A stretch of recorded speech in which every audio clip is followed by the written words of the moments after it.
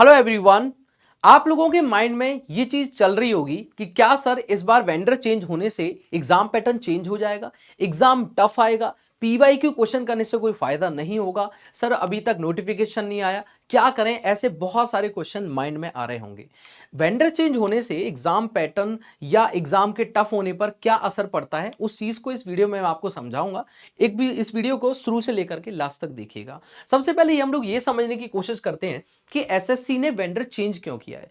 देखिए, एसएससी या कोई भी डिपार्टमेंट के लिए जब कभी भी कोई वेंडर चुना जाता है तो उसका एक टाइम पीरियड होता है, जैसे कि 5 साल तक कोई एक वेंडर रहेगा, उसके बाद वेंडर चेंज किया जाएगा। इससे पहले 2018 में भी एक बार वेंडर चेंज हुआ था। तो सबसे पहले डिपेंडेंसी की बात करता हूं। आजकल क्या हो गया है कि एसएससी का जो एग्जाम कंडक्ट करवा रहा था अभी तक, वो था टीसीएस। और टीसीएस की सबसे अच्छे रिकॉर्ड ये रहे कि टीसीएस के टाइम पीरियड में कभी भी कोई भी एग्जाम लीक नहीं हुआ था। इसलिए टीसीएस अभी भी बरकरार है, लेकिन अब वो एग्जाम क्वेश्चन पेपर आपका नहीं बनाता है। तो डिपेंडेंसी से मेरा मतलब है कि सारे काम टीसीएस को ही दे दिए गए थे जैसे कि एग्जाम का क्वेश्चन पेपर बनाना, उन्हीं के सॉफ्टवेयर को मैनेज करना, साथ में एग्जाम पेपर के डिफिकल्टी लेवल को चेक करना कि कितना डिफिकल्ट है, कितना ईजी है, इस चीज को चेक करना। सेंटर्स पर भी सारी जिम्मेदारी टीसीएस की थी। तो ऐसे में होता क्या है कि आप जो सारी डिपेंडेंसी जब टीसीएस के ऊपर आ गई, तो एसएससी अगर कुछ नए बदलाव भी करना चाहता है ना, तो वहां पे उनको बहुत दिक्कत होती है। दूसरा पॉइंट है क्वालिटी इशू।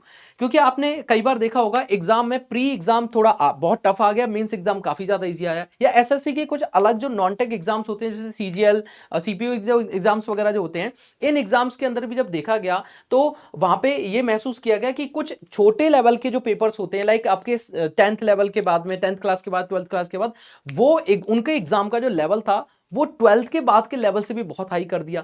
तो ऐसी क्वालिटी इश्यू तब आती है जब आपके ऊपर जिम्मेदारियां बहुत ज्यादा बढ़ जाती हैं। Third point is high cut off. तो आप जानते हैं अभी हाई कट ऑफ क्यों? क्योंकि अब जब एग्जाम, जब मैंने कहा डिपेंडेंसी और बहुत सारी जिम्मेदारियां जब आ जाती हैं, तो इन चीजों को मैनेज करना, बैलेंस करना बड़ा टफ हो जाता है। तो हाई कट ऑफ, और एक है टाइम बाउंडिंग। टाइम बाउंडिंग का मतलब ये है कि जब एक ही आदमी को एग्जाम पेपर भी बनाना है, कंडक्ट भी करवाना है, उसको क्वालिटी चेक भी करना है, रिजल्ट भी निकालने हैं, सॉफ्टवेयर भी मैनेज करना है, तो ऐसे में अगर मान लीजिए आप आज मान लीजिए फॉर एग्जांपल एसएससी सीजीएल का एग्जाम हुआ उसके साथ साथ अगर वो एसएससी सीजीएल के साथ अगर वो एक और एग्जाम मान लीजिए एसएससी जेई का करवाना चाहते हैं, तो इट इज वेरी डिफिकल्ट, उनको दिक्कत आएगी। क्योंकि पहले जब टीसीएस करवा रही है, सारे ही कामों को टीसीएस करवा रही है, कौन कौन से काम करवाती है मैं आपको आगे बताऊंगा। तो सारे कामों को अगर टीसीएस करवाएगी तो बाकी एग्जाम तभी हो पाएंगे ना जब टीसीएस किसी एक एग्जाम के प्रोसेस को कंप्लीट कर देगी।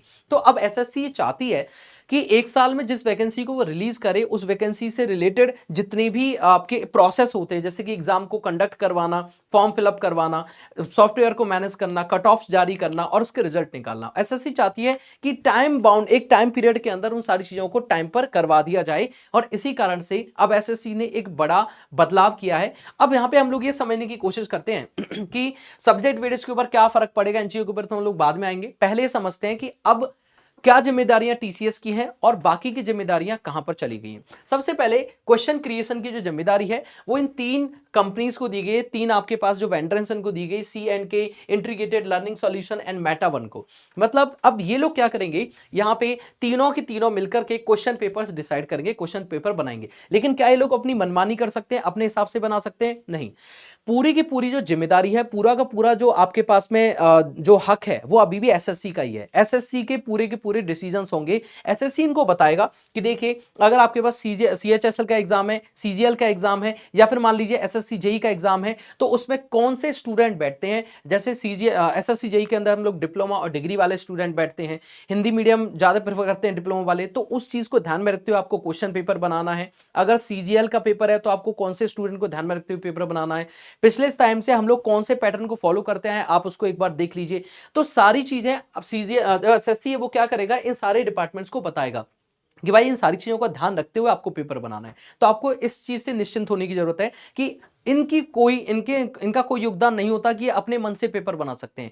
पूरा के पूरे जो इंस्ट्रक्शन दिए जाते हैं वो एसएससी द्वारा ही इसको दिए जाते हैं। दूसरा पॉइंट है सॉफ्टवेयर सप्लाई। जैसे कि आपने देखा होगा कि अब कभी भी क्लासरूम एक एग्जाम हॉल के अंदर बैठे हुए हैं तो वो उसमें एग्जाम कहीं लीक ना हो जाए, इतना कमजोर सिस्टम सेटअप ना हो उनका। या फिर आपने देखा होगा आपके साथ में जो कैंडिडेट बैठा है उसके में 13 नंबर पे, 14 नंबर पे, 15 नंबर पे अलग क्वेश्चन है, आपके 13, 14, 15 नंबर पे अलग क्वेश्चन है। ठीक है, तो इस लीकेज को, पेपर को लीक होने से बचाने के लिए सॉफ्टवेयर सप्लाई के लिए अलग जिम्मेदारी दी गई, ठीक है। तो ये इस कंपनी द्वारा, प्राइवेट लिमिटेड एक कंपनी है, इसके द्वारा करवाया जाएगा। नेक्स्ट है आपके पास कंडक्शन ऑफ द एग्जाम, क्योंकि देखो टीसीएस जो है ना, आपने देखा होंगे आपके घर के आसपास आईओएन सेंटर्स, टीसीएस सेंटर्स होंगे, और ये सेंटर्स इतने ज्यादा अच्छे हैं। अभी भी टीसीएस को ही इसकी जिम्मेदारी क्यों सौंपी गई है? क्योंकि आज तक टीसीएस के राज में कोई भी एग्जाम एसएससी का लीक नहीं हुआ। तो जब एग्जाम लीक नहीं होगा तो ये जिम्मेदारी अभी भी टीसीएस को ही दी गई है। अब इसमें टीसीएस क्या करेगा, जो दो कंपनियां टीसीएस है और एडिक्विटी कैरियर के नाम से है, ठीक है। तो यहां पे टीसीएस की जिम्मेदारी रहेगी सेंटर पे जितने भी स्टूडेंट का एग्जाम करवाना है उसकी, साथ में और चीजों को मॉनिटर करने की भी, एग्जाम कंडक्शन में मॉनिटरिंग करने की।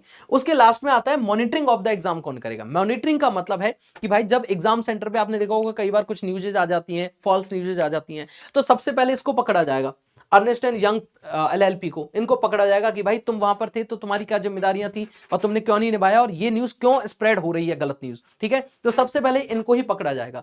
तो ये देखेंगे कि एग्जाम सेंटर पे चीजें सही से स्मूथली चल रही कि नहीं चल रही, एग्जाम में जो चीजें स्टूडेंट बैठे हैं वो सही तरीके से वहां पर मेंटेन कर रहे हैं चीजों को, या फिर जितने भी डिसिप्लिन है उनको फॉलो कर रहे हैं कि नहीं कर रहे। ये सारी जिम्मेदारियां किसकी हैं? वो इस कंपनी की हैं।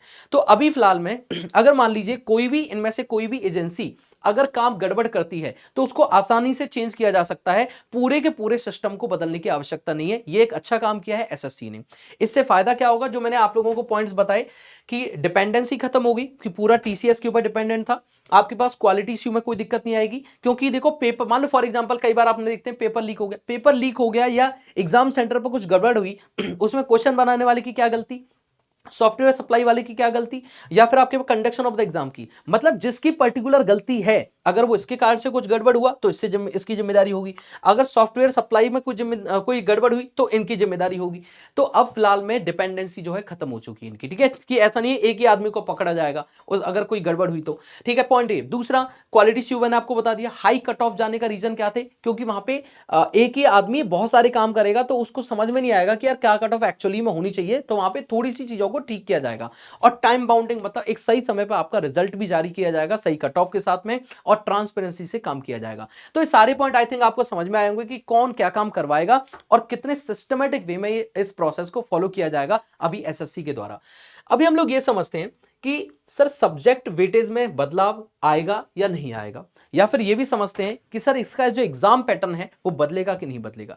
चलो मैं आप लोगों के साथ इन सारी चीजों के ऊपर और डिस्कशन करता हूं। देखिए एक बात अपने माइंड में सेट कर लीजिए कि वेंडर कभी भी एग्जाम का पैटर्न डिसाइड नहीं करता है। वेंडर का काम क्या होता है, अब जैसे फॉर एग्जांपल वेंडर, आप अपने जब घर में शादी होती है तो वेंडर बुलाते होंगे, जैसे मान लीजिए गोलगप्पे की एक जो स्टॉल लगनी है वो किसी और वेंडर की लगनी है, तो वेंडर ये थोड़ी ना डिसाइड करेगा कि आपकी शादी कैसे होनी है, नहीं, वो सिर्फ ये डिसाइड कर सकता है कि मेरी जो दुकान है उसमें मैं कितनी अच्छी क्वालिटी दे पाऊंगा, दैट्स इट। तो इसी तरीके से यहां पर जो वेंडर आपके पास में है, ये वेंडर क्या करेंगे, सिर्फ इनका काम है क्वेश्चन बनाने का, और उसको भी पूरा का पूरा जो इंस्ट्रक्शन दिया जाएगा वो एसएससी द्वारा ही इंस्ट्रक्शन दिया जाएगा, और कोई इंस्ट्रक्शन नहीं देगा, एसएससी ही इंस्ट्रक्शन देगी। तो यहां पर ये जो चीज थी कि सर पैटर्न और सिलेबस सेम वही रहने वाला है, पहले भी तो पैटर्न चेंज हुए, लेकिन अभी पैटर्न तो आपको एसएससी ने चेंज किया है, अब कोई नया पैटर्न चेंज नहीं होगा। और मेन चीज कि एसएससी डिसाइड करती है पैटर्न के बारे में, वेंडर डिसाइड नहीं करता है। दूसरा, रिलेवेंसी ऑफ द पीवाईक्यू। 2018 में जब वेंडर चेंज हुआ था तो क्या आपने पीवाईक्यू, क्या जो सब्जेक्ट्स थे आप लोगों के वो बदल गए थे? नहीं बदले थे। पहले भी रीजनिंग, जीके और आप लोगों का टेक्निकल आता था, आज भी रीजनिंग, जीके और टेक्निकल ही आता है। सब्जेक्ट्स अगर मैं मान के चलूं, मान लीजिए आप मैकेनिकल में हैं तो क्या फ्लूइड मैकेनिक्स में कुछ चीजें बदल जाएंगी, अगर आप सिविल में हैं तो क्या आपकी सॉइल में कुछ चीजें बदल जाएंगी, कॉन्सेप्ट बदल जाएंगे? नहीं बदलेंगे। हो सकता है एग्जाम का जो लेवल है या कॉन्सेप्ट पूछने का जो तरीका है वो थोड़ा बदल सकता है, डेफिनेटली वो तो होगा ही, ठीक है, लेकिन मार्क्स वेटेज में भी कोई डिफरेंस नहीं आएगा। क्योंकि अगर जब भी कभी वेंडर भी चेंज हुए तब भी आप देखिएगा जो कुछ सब्जेक्ट आप लोगों के अच्छे मार्क्स के पूछे गए थे, आज भी वो उतने ही मार्क्स के पूछे जाते हैं और आगे भी वैसे ही पूछे जाते रहेंगे, क्योंकि उनका फील्ड में, अगर मैं बात करूं एसएससी के फील्ड में, उन सब्जेक्ट का जो पर्पस है वो काफी ज्यादा है, इस कारण से उन सब्जेक्ट का वेटेज ज्यादा ही रखा जाएगा, ठीक है। तीसरा पॉइंट, क्या सर पेपर टफ होगा? टफ नहीं होगा, लेकिन क्वेश्चन पूछने का जो तरीका है वो बदल सकता है। जैसे आप हर स्टेट का एग्जाम पूछने का एक तरीका होता है, ऐसे ही थोड़ा पेपर का तरीका जो है बदल सकता है, लेकिन उससे आपको निश्चिंत होने की जरूरत नहीं है।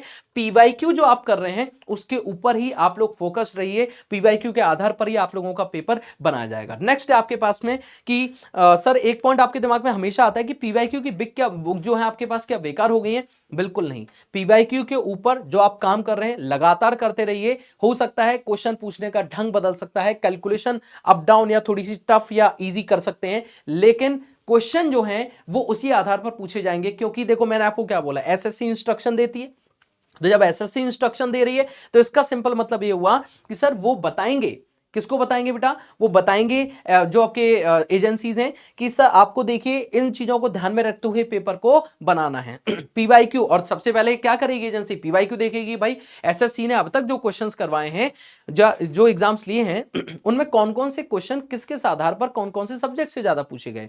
और जब एसएससी जिस पैटर्न को फॉलो करती है तो वो कहेगी कि भाई जो सब्जेक्ट, अब हो सकता है एक आध सब्जेक्ट में ऊपर नीचे हो जाए, लेकिन सारे सब्जेक्ट में ऊपर नीचे होना बहुत मुश्किल है। ठीक है, नेक्स्ट आपके पास अब क्या करें?